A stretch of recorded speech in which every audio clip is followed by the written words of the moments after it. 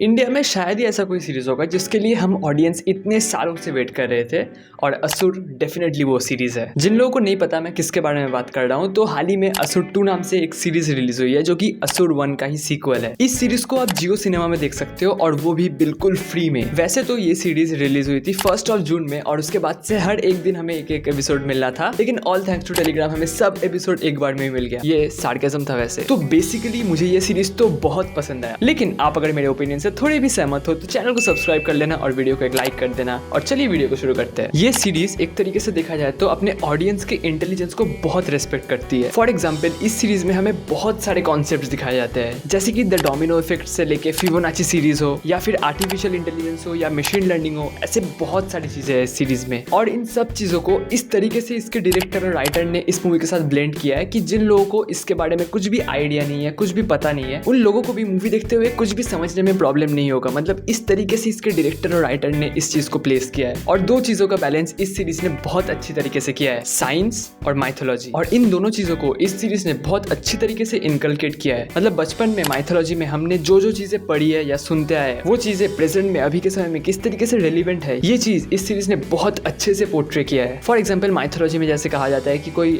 अंतरिक्ष में उड़ता हुआ कोई ऑब्जेक्ट, वो अभी के समय में एरोप्लेन। ये तो बस मैंने एक एग्जाम्पल दिया, लेकिन सीरीज में ऐसे बहुत सारे कनेक्शन है जो कि रियल लाइफ और माइथोलॉजी को कनेक्ट करते हैं, जो कि पर्सनली मुझे तो बहुत पसंद आया। इस सीरीज में जिस तरीके से एक के बाद एक इवेंट्स ऑकर होते हैं और जिस तरीके से ट्विस्ट और टर्न्स रखे हैं इस सीरीज में, वो आप लोगों को देखने में काफी एंगेजिंग लगेगा। इस सीरीज में डेफिनेटली शुभ का कैरेक्टर बहुत अच्छी तरीके से बिल्ड किया गया है और जैसे जैसे सीरीज आगे बढ़ती है हम लोग को शुभ का आइडियोलॉजी, उसका डायनामिक्स और अच्छी तरीके से समझ में आता है। और जिस किसी ने भी शुभ का कैरेक्टर प्ले किया है, मतलब वो बच्चा भी और वो जो बड़ा शुभ है वो भी, उन दोनों का एक्टिंग भी बहुत सही है। लेकिन जो सबसे पॉजिटिव और अच्छी बात मुझे इस सीरीज के बारे में लगा वो है इसका एंडिंग। मतलब जिस तरीके से इस सीरीज को एंड किया गया है और ज्यादा स्ट्रेच नहीं किया गया है इसके मेकर की तरफ से, वो मेरे हिसाब से एक बहुत ही स्मार्ट और वाइज डिसीजन था। मतलब एंड में स्टोरी को एक प्रॉपर क्लोजर भी मिल गया, लेकिन सीजन 3 के बारे में एक छोटा सा हिंट भी मिल गया। इस सीरीज का राइटिंग हो या डायलॉग हो, जिधर हमें बहुत सारे माइथोलॉजिकल रेफरेंसेस देखने को मिलते हैं। स्पेशली इस सीरीज के 8th एपिसोड में, मैं स्पॉइलर नहीं दे रहा, लेकिन दो लोगों के बीच में कन्वर्सेशन होता है जो आप जब देखोगे तो आप लोगों को डेफिनेटली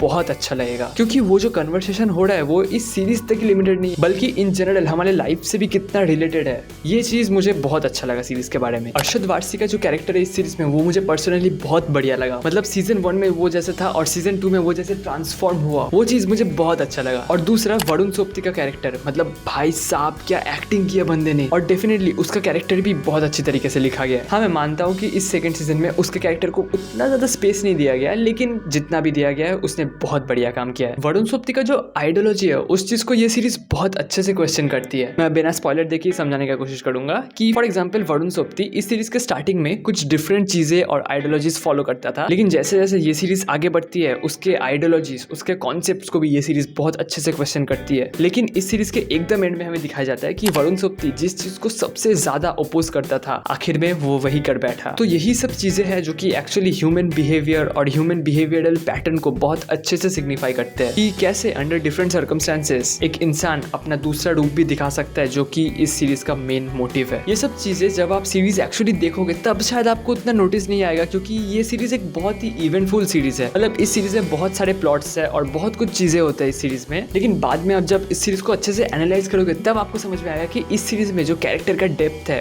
ये सब चीजें इस सीरीज में बहुत अच्छे से पोर्ट्रे किया गया है। और उसके साथ साथ सबके परफॉर्मेंस भी मुझे काफी अच्छे लगे, स्पेशली वरुण सोपती, जो कि मेरे हिसाब से एक बहुत ही अंडररेटेड एक्टर है। और अरशद वारसी ने भी बहुत अच्छी तरीके से इसका रोल प्ले किया है। और last but not the least, शोभ, जो कि इस सीरीज का एक्चुअली शो स्टीलर है। एक नेगेटिव चीज जो कि मुझे तो नहीं लगा, लेकिन कुछ लोगों को लग सकता है कि इस सीरीज का रन टाइम एक्चुअली काफी बड़ा है। मतलब इस सीरीज का हर एक episode almost 55 minutes to 1 hour के बीच में वैरी करता है, जो कि इस सीरीज का total run time almost 7.5 hour के आसपास आता है। लेकिन बहुत समय हम लोग ये कंप्लेन करते हैं कि सीरीज बहुत लंबे होने की वजह से हम लोग का अटेंशन स्पैन उतना नहीं रहता सीरीज के साथ, लेकिन इस सीरीज के साथ एक्चुअली वैसा नहीं है। तो देखा जाए तो इस सीजन को तो डेफिनेटली बहुत सक्सेस मिलने वाली है, क्योंकि ओवरऑल इस सीरीज का जो हाइप है वो बहुत ज्यादा है। तो सक्सेस तो डेफिनेटली सीरीज को मिलेगा, लेकिन इस सीरीज का जो नेक्स्ट सीजन आएगा, मतलब 3rd सीजन, उस सीजन को डेवलप करना एक बहुत ही डिफिकल्ट काम होगा इसके डायरेक्टर के लिए, क्योंकि इन्होंने असुर जो सीरीज है इसका बार इतना हाई लेवल सेट किया है कि उसको टच करना ही बहुत मुश्किल है। लेकिन फिर भी होप फॉर द बेस्ट। और मुझे तो डेफिनेटली सीरीज बहुत अच्छा लगा। आपने अगर नहीं देखा तो डेफिनेटली चेकआउट कर लेना इस सीरीज को। और फिलहाल वीडियो में इतना ही। और आपने अगर ये सीरीज देख लिया तो आपको आपको कैसा लगा वो आप मुझे कमेंट सेक्शन में जरूर बताना। और ये वीडियो इन तक देखने के लिए आप लोगों का बहुत बहुत शुक्रिया। तो हम लोग मिलते हैं किसी और वीडियो में, और तब तक के लिए मेरा नाम है Ayush from integrated pixels, signing off.